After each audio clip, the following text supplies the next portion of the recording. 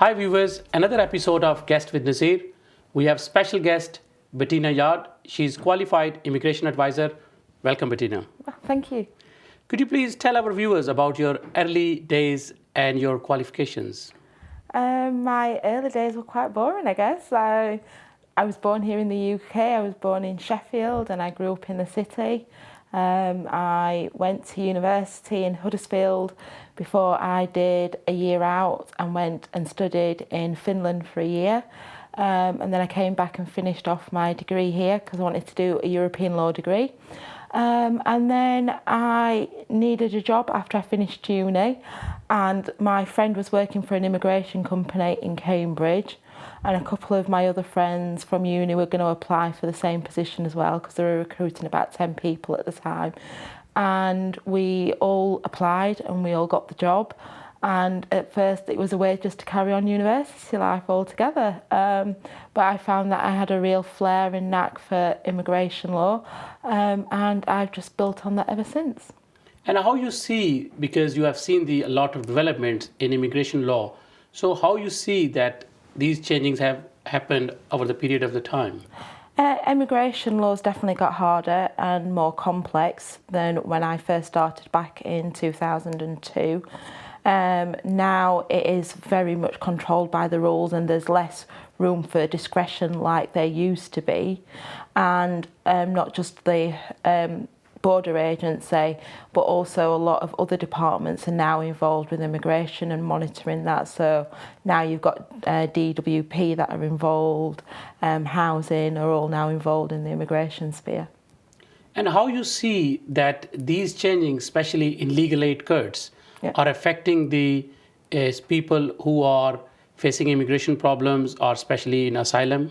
Yeah, well, legal aid is still available for asylum cases, but it's no longer available for immigration cases.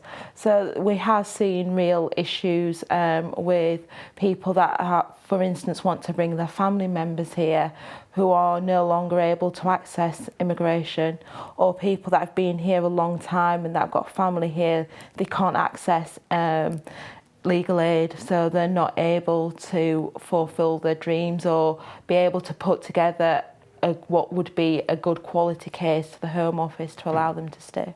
So what are the options available in immigration law if somebody wants to come here on business visa or entrepreneur visas? Yeah, well, business visas generally now are just for if you're coming here as a visitor for business.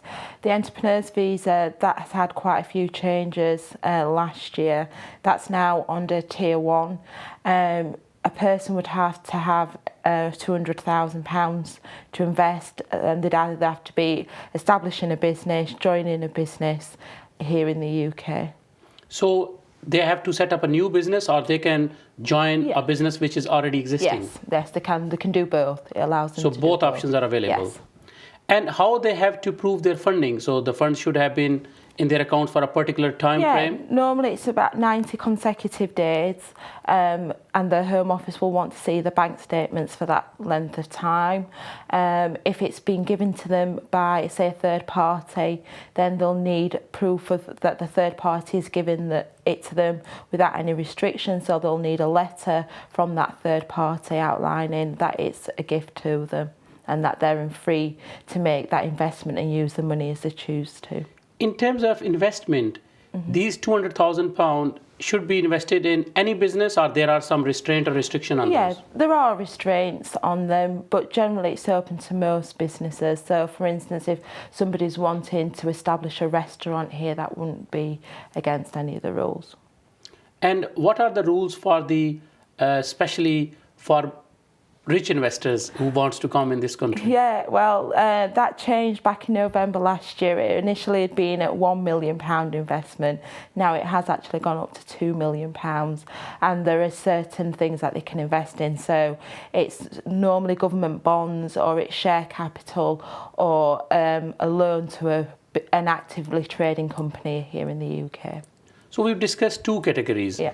So these two categories, people can they bring their family and children in this country Yes. when they are doing this application? Yes, they can. They can bring the dependents. And also if they have a child that's born here in the UK during the time in the UK, they can apply for them to be dependent on their visas.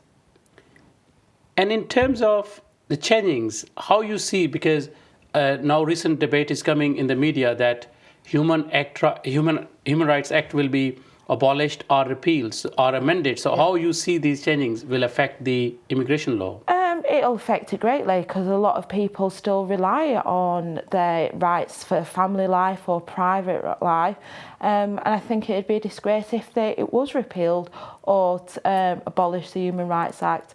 And I think myself and quite a lot of people in my sphere will be quite active at trying to make sure that that doesn't happen.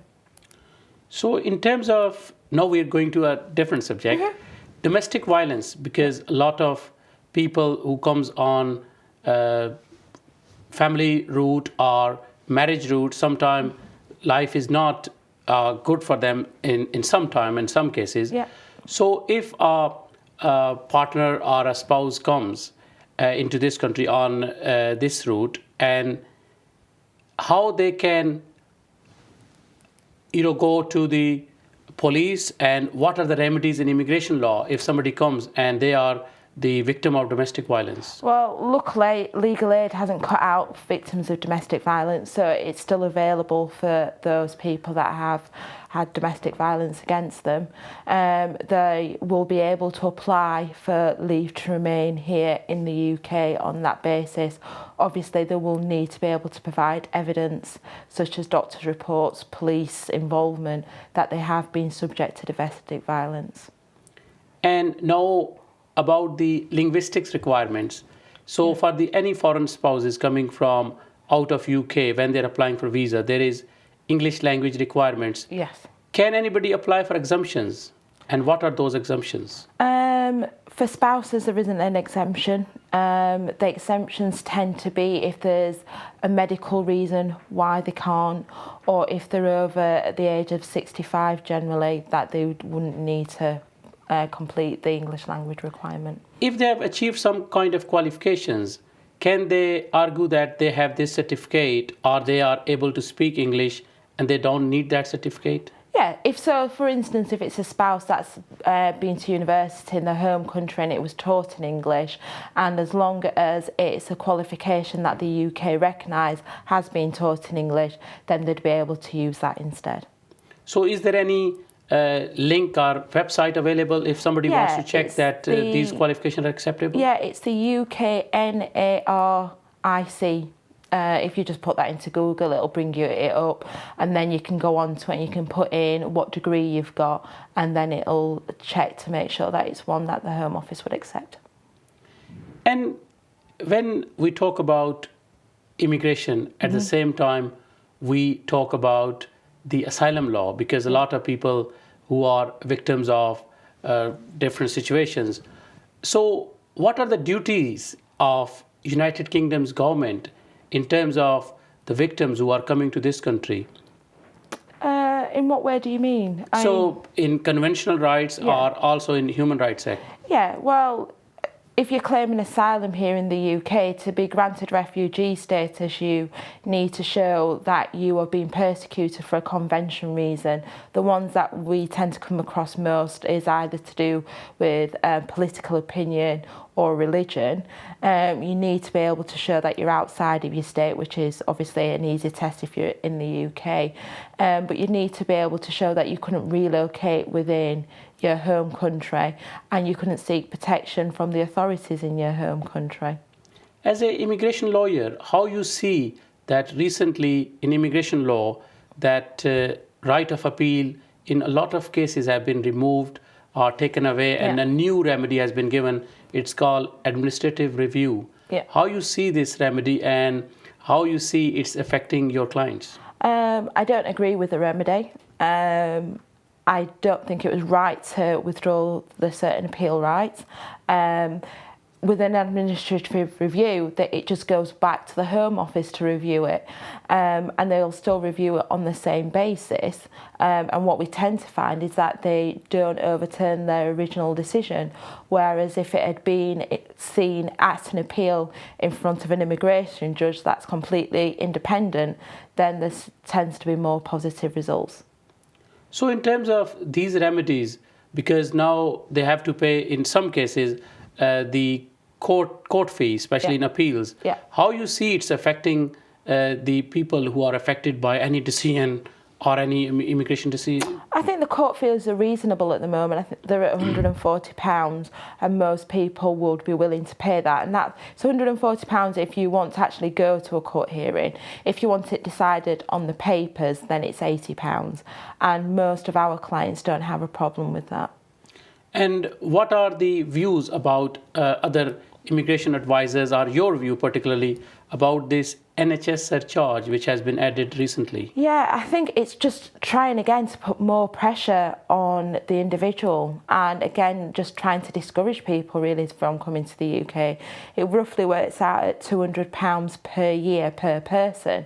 So I think they had a report recently that a family of four could be looking at paying nearly £6,000. It just seems ridiculous to ask them, on top of paying for the application fee, to then be also having to do the NHS surcharge. But the government's argument is that they have to pay a lot of money towards NHS services, so that's why they are leaving this extra money on the top. Yes, but also as a foreign nationals, the NHS have always been able to charge an individual already for using the service. So what do you see about the new changings and the visitor visas? So it has been made difficult, or it's easier now? I think a lot of it's to do with the evidence. I mean, we have just done a visit visa recently and it went straight through. She's been coming in and out of the UK for a number of years because she's got family here, and we've just done her a 10-year visit visa and we've had no problems. She's got a great immigration history, and we put the case well together and the reasons why she needs to come here and the reasons why she'd always return. Thank you. Now we're coming to lighter subject. Okay. Your favorite food? Oh, depends on my mood, really. If I'm going for English food, it's more than likely chips. If I'm going for Caribbean food from Jamaica, it would be my grand's mutton curry. And if I was going for Caribbean food from my dad's side of the family, it would more than likely be pepper pot. So you have quite huge options there available. Yeah, I'm really lucky. So yeah. And your favorite place to visit? Oh, really tough again. I've loved New York when I've been before. Really love Rome for its architecture. And if I was going to the Caribbean, more than likely Dominican Republic. And your favorite sport? Football. I'm a really big Man United football fan. And your favorite player? Ryan Giggs. He was the one that sealed the deal that I would be a Man United supporter since I saw him play when I was 11 years old. And in terms of pro bono work, as an immigration advisor, how you see the importance of pro bono work and the role of immigration advisor in today's society? I think it's becoming more and more important for pro bono work because the rules and the restrictions for legal aid are so tight now, and people would be losing out on being able to put their cases forward without immigration advisors doing pro bono work. And do you do any kind of pro bono work? Yeah, we do. We've done a lot in the past. We've had numerous surgeries, not just here in Sheffield, but over in Doncaster and Barnsley. So yeah, and we'll continue to do so. And in terms of your recommendation and your view for our young viewers, if they want to become immigration advisor, so what are your tips for them? First of all, if you think you're going to get paid well, it's not one of those jobs. But just dedication and compassion and empathy are all really important parts, because when it's immigration, it's really personal to that person. You know, it's their lives and their family's lives. So you've got to have a lot of compassion and empathy, to study hard, to realise that it's an area that's constantly changing and will do so in the future. And any interesting incident in professional life you want to share with our viewers? I wouldn't say there's been any interesting ones. It depends on what you consider to be interesting, really. So, because sometimes some moments becomes very memorable in a way that you have dealt with the thing in a way, and then its outcome was very interesting. So yeah, I mean, I'm really lucky because I've got great clients, and as I said, it's been fantastic. The client that's just been given her 10-year visit visa, I've worked with her families for maybe 6-7 years now, and they're a great family. I've been to their son's wedding, they've always invited me over for dinner, and so it's great to be able to have clients that you can work with for a long time, and you see how the family changes, and you know that you're part of making their dreams come true. And what is your view about our own city, Sheffield? Well, I'm a city girl, Sheffield girl. I was born here and raised here, and I love our city. I've tried living in other parts of the world. I've always come back to Sheffield because it's home, and I love it. I love that it's a city, but I love that we've got the greenery right on our doorstep. I love the fact of how it's changed over the years. And any message you want to give to our viewers? Thank you for listening to me today, and I hope they're also watching you. They're not listening to you, they're also watching you. Exactly. So thank you for your time today. And if somebody wants to make any immigration application, quickly, how you summarize that? What are the practical steps and considerations they should keep in their mind? Make sure we've got I think on our website we've actually got it now, the top 10 tips for making a good application. Always read the guidance, because the application form doesn't always tell you all the information. Make sure that you submit the documentation that's needed.